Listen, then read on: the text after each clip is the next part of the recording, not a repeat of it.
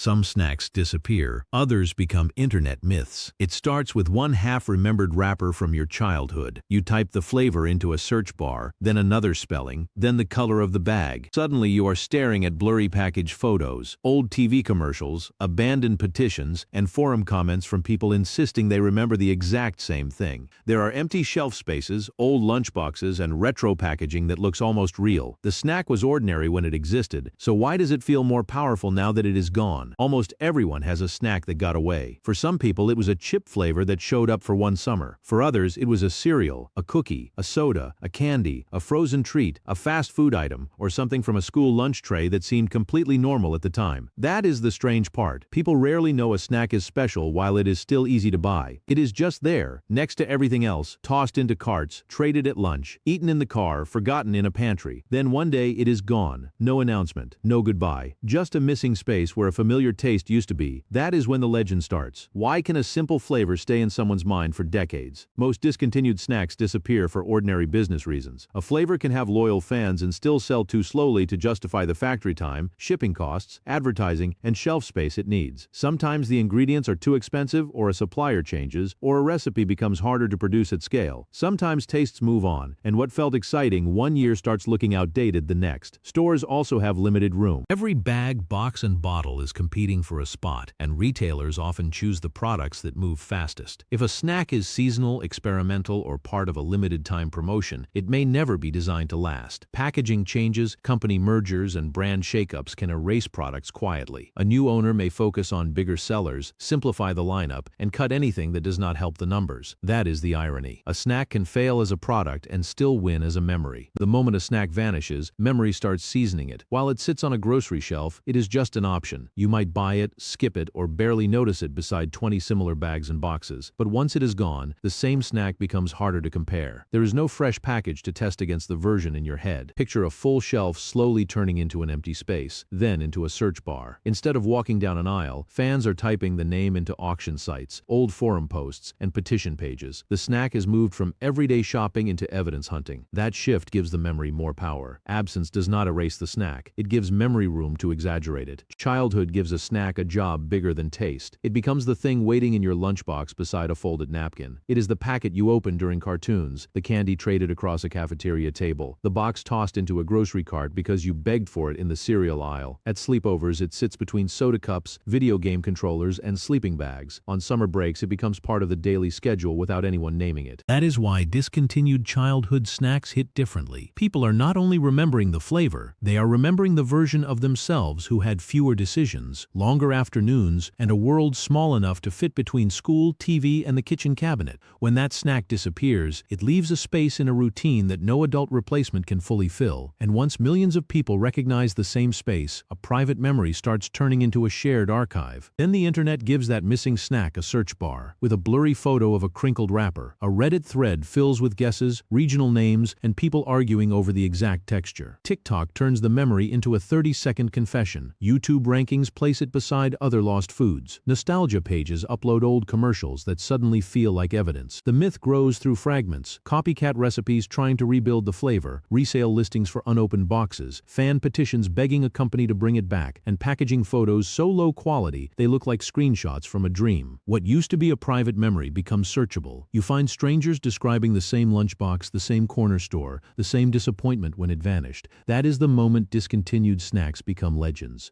When someone reads the comments and realizes, "I thought I was the only one," discontinued snacks work like tiny edible passwords. If someone remembers the same cereal box, chip flavor, or lunchbox treat, they are not just naming a product, they are proving they were in the same little corner of time. That is why the comments become so specific. None of that matters to history, but it matters to the person who lived it. On screen, it looks like strangers trading brand names. Underneath, they are validating each other's childhood evidence. The snack says, "Yes, your memory is real." Other people were there too, and eventually brands noticed that this was not just nostalgia, it was emotional energy waiting to be packaged again. Once brands realized the demand was visible, the comeback became part of the product. A discontinued snack can return with a countdown, a retro box, a vault opening graphic, or a limited time label that turns a grocery aisle into an event. The flavor is not the only thing being sold. The return is being sold. Sometimes that scarcity is planned from the beginning. Seasonal flavors, short holiday runs, and fan-voted editions are designed to disappear disappear. So the next drop feels urgent. The phrase backed by popular demand can mean thousands of requests, but it can also be marketing language for a carefully timed re-release. Still, not every revival is fake. Companies do watch petitions, resale prices, comment sections, and old sales data. If enough people ask, a retired snack can become a low-risk headline. That is the strange power of leaving. A snack that sat on shelves forever might become more exciting after it vanishes, because the comeback gives people a reason to notice it again. The hard part is that a snack is not frozen in time inside a factory. Years later, the original ingredient supplier may be gone. A specific oil, dye, starch, or seasoning blend may no longer be available, or may no longer meet updated regulations. The machines that shaped, baked, filled, or coated the product may have been replaced. Even the company that owns the brand may have changed, leaving behind incomplete recipes, missing process notes, or a totally different production system. And rebuilding is expensive before a single box reaches a shelf. Online demand can also be misleading.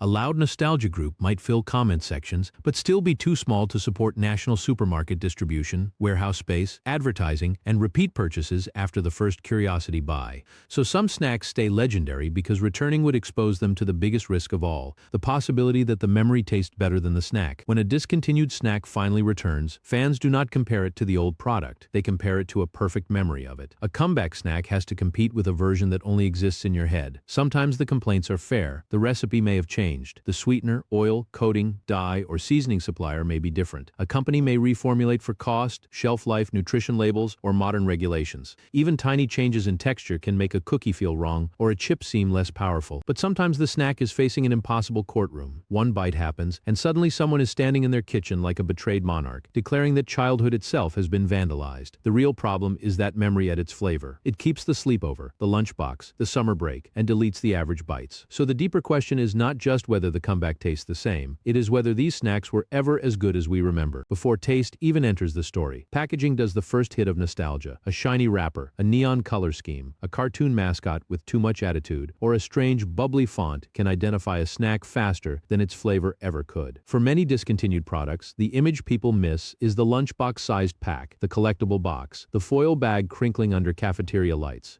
That is why nostalgia posts often begin with the package. The wrapper is the visual proof that the memory was real in a documentary. This matters too. Instead of leaning on old ads, you can recreate copyright-safe packages, use blurred product walls, and build the feeling without copying the brand. Because the package was never just a container, it was a timestamp. A discontinued snack often brings back the place where people first had it. It is the school cafeteria tray, the corner store freezer, the supermarket aisle with price stickers on every shelf, or the mall food court after a movie. For people who grew up in the 1980s, 1990s, or early 2000s, the snack is attached to a routine, buying it on a road trip, opening it during after-school TV, trading it at lunch. That is why modern grocery aisles can feel strangely clean in comparison. The lighting is brighter, the shelves are optimized, and the choices are endless. A recreated retro supermarket with fewer products and louder designs shows what the memory is really protecting. The food may have been simple, the era around it was not. So were these snacks actually better? Some of them were. A few discontinued products were genuinely creative, with strange textures, bold flavors, or packaging that made them feel unlike anything else on the shelf. Others were probably just fine. If they came back today, some people would try one, smile, and never buy a second box. Taste is not only chemistry, it is timing, mood, identity, scarcity, and the people nearby when you first opened the wrapper. A snack eaten after school with friends can beat a better recipe eaten alone years later. The flavor mattered,